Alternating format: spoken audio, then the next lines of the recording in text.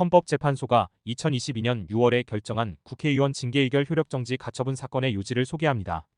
헌법재판소는 2022년 6월 3일 구인 전원일치로 국회가 행한 국회의원의 징계의결에 대해 그 효력을 일시 정지하는 결정을 내렸습니다. 이 결정은 국회의원의 징계의결을 다투는 권한쟁의 심판에서 가처분 신청을 인용한 결정입니다.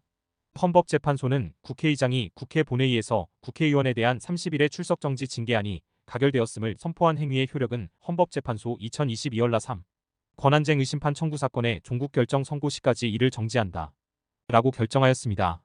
그러나 권한쟁의의 본안 심판은 2023년 12월 31일 현재 아직 심리 중에 있습니다. 우선 이 사건의 배경은 이렇습니다. 국민의힘 소속 국회의원 김기현은 2022년 4월 26일 23시 55분경 국회 법제사법위원회의 위원장석을 점거하여 위원회 회의 진행을 방해하였습니다. 이를 징계 사유로 해서 더불어민주당 소속 국회의원 20명은 2022년 5월 4일 김기현 국회의원에 대해 30일의 출석정지에 처하는 징계안을 국회법에 따라 발의하였습니다. 징계안이 발의되자 국회의장은 위 징계안을 윤리특별위원회의 심사를 거치지 아니하고 바로 2022년 5월 20일 국회 본회의에 부의하여 의결하였습니다. 총 투표수 268표 중 찬성 150표, 반대 109표, 기권 9표였습니다. 국회의장은 김기현 국회의원에 대한 30일의 출석정지 징계안이 가결되었음을 선포하였습니다. 이에 김기현 국회의원은 2022년 5월 24일 이 사건 징계안 가결 선포 행위가 자신의 법률안, 심의표 결권 등 국회의원의 권한을 침해하여 무효라고 주장하며 국회의장을 상대로 권한쟁의 심판을 청구함과 동시에 징계 처분의 효력정지를 구하는 가처분 신청을 하였습니다. 30일의 출석정지 처분은 2022년 6월 18일 그 집행이 종료될 예정이었습니다. 이 사건의 핵심 쟁점은 두 가지입니다. 첫째, 국회가 본회의에서 국회의원에 대해 30일의 출석정지 징계안을 가결하였고 국회의장이 그 가결을 선포한 행위에 대해 징계를 받은 해당 국회의원이 헌법재판소의 권한쟁의 심판을 청구한 경우 국회의 자율권을 인정한 헌법 제64조에도 불구하고 헌법재판소가 심판권한을 가지는가 하는 것입니다. 이 쟁점은 두 번째 쟁점의 선결 문제입니다. 둘째, 헌법재판소에게 심판권한이 있다고 전제할 때 본안 판단에 앞서 가결 선포 행위의 효력을 일시적으로 정지시켜야 할 긴급한 필요가 있는가 하는 것입니다. 그런데 헌법재판소는 첫 번째 쟁점에 대해서는 언급조차 하지 않은 채 바로 두 번째 쟁점으로 넘어가서 효력정지 결정을 내렸습니다. 먼저 쟁점 1은 헌법 제64조의 해석론과 헌법재판소의 심판권한에 관한 논점입니다. 헌법 제64조 제2항은 국회는 의원을 징계할 수 있다 라고 규정하고 제4항은 제2항의 처분에 대하여는 법원에 제소할 수 없다 라고 규정합니다. 제64조는 국회의 자율권을 인정한 조항으로 이해됩니다. 그런데 제4항에서 국회의원 징계에 대해 법원에 제소할 수 없다라고 규정하고 있기 때문에 그렇다면 헌법재판소에는 제소할 수 있는가? 이 쟁점은 이 사건 권한쟁의 심판 청구의 본안 및 가처분 신청에 대한 판단에 앞서 선결적으로 해결되어야 할 문제입니다. 즉, 이 사건의 분쟁에 대한 심판권한이 헌법재판소에 있는지를 먼저 판단해야 합니다. 왜냐하면 만일 헌법 제64조가 국회의 자율적 결정에 대해 사법권의 개입을 금지한 것이라면 법원뿐만 아니라 헌법재판소도 심판권한을 가질 수 없기 때문입니다. 그런데 헌법재판소는 이 중요한 쟁점을 언급조차 하지 않은 채 바로 가처분에 관한 분쟁을 받아들여 인용하는 결정을 내렸습니다. 학설상 대립이 있는 쟁점을 선례도 없는 상태에서 한마디 언급도 없이 자신의 심판권한을 인정한 셈입니다. 물론 헌법 해석에 관한 권한은 헌법재판소가 가지지만 최소한 헌법 해석에 관한 설명 의무를 집니다. 그러나 헌법재판소는 그 설명 의무를 이행하지 않았습니다. 그러면 헌법 제64조의 제소금지 조항에 대한 학설의 대립과 그 논거를 간략히 살펴보겠습니다. 두 가지 학설 대립이 있습니다. 하나는 헌법재판소 포함설, 즉 헌법재판소에 의한 위헌심사 부정설입니다. 다른 하나는 헌법재판소 불포함설, 즉 헌법재판소에 의한 위헌심사 긍정설입니다. 헌법재판소에 의한 위헌심사 부정설의 논거는 다음과 같습니다.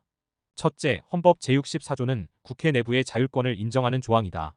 권력 분립의 관점에서 국회 내부의 자주적 의사운영에 관해서는 외부의 다른 기관이 간섭할 수 없도록 한 것이다. 둘째, 동일한 문헌이 처음 헌법에 도입된 1962년 헌법에서는 헌법재판권을 포함한 모든 사법권이 법원에 부여되어 있었는데 1987년의 현행 헌법에서 헌법재판소를 새로 창설하는 과정에서 이를 흥결한 것이다. 셋째, 제64조 제3항에서 제명의 경우에 재적 의원 3분의 2 이상의 찬성이라는 가중다수결을 요구하는 것은 그만큼 민주적 정당성을 최대한 고려하도록 설계한 것이어서 더욱 사법자제가 요구된다. 넷째, 헌법재판소의 심판권한은 헌법 제111조 제1항에서 한정적 열거적으로 규정하고 있다. 다음으로 헌법재판소에 의한 위헌심사 긍정설의 논거입니다.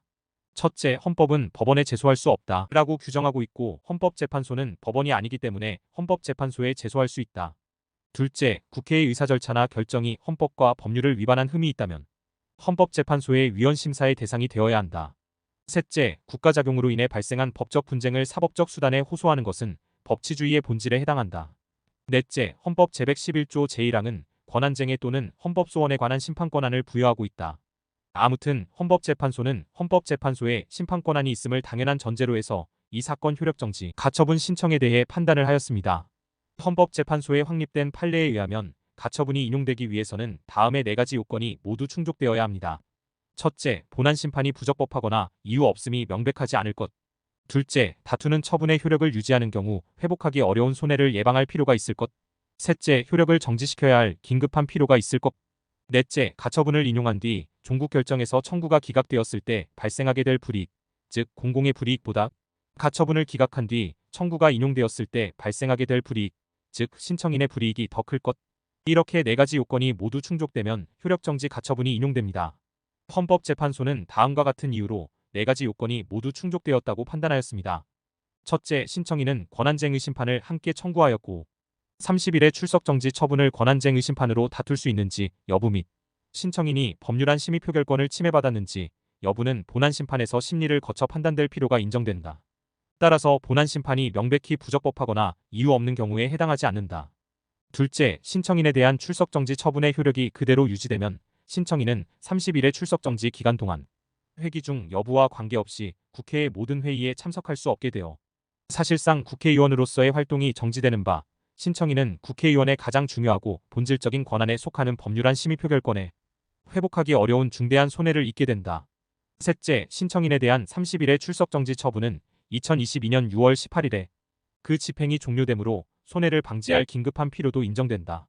마지막으로 넷째, 가처분을 인용한 뒤 종국 결정에서 권한쟁의 심판 청구가 각하 또는 기각되면 그때부터 신청인에 대한 30일의 출석정지 처분 중 잔여기간에 대한 집행이 다시 진행되므로 이 사건 가처분 신청의 인용은 신청인에 대한 징계처분의 집행을 본안심판의 종국 결정 선고 시까지 미루는 것에 불과하다.